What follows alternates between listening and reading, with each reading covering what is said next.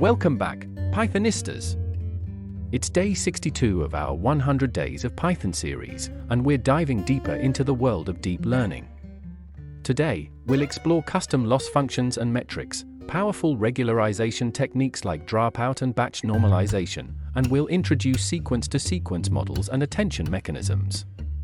This is where deep learning gets really exciting, so let's jump right in.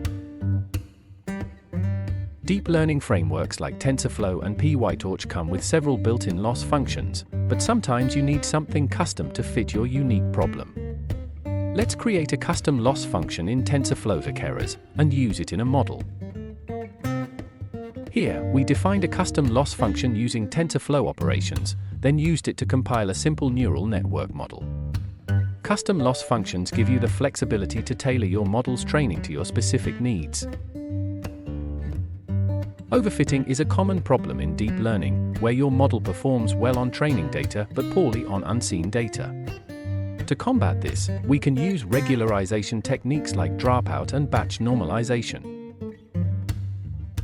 Dropout randomly deactivates a percentage of neurons during training to prevent overfitting, while batch normalization standardizes layer inputs, improving stability and performance. These techniques are essential for building robust deep learning models. Now, let's explore sequence-to-sequence models, which are vital for tasks like machine translation and text summarization. We'll also introduce attention mechanisms, a game-changing innovation that allows models to focus on relevant parts of the input.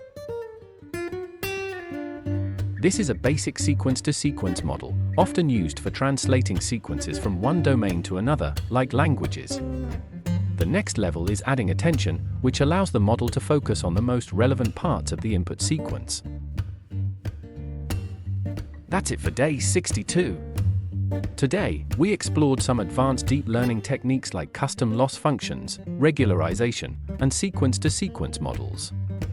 Understanding these concepts is crucial for tackling more complex problems with deep learning. If you enjoyed this video, don't forget to like, subscribe, and hit the bell icon for more Python insights. I'll see you tomorrow for day 63. Until then, happy coding!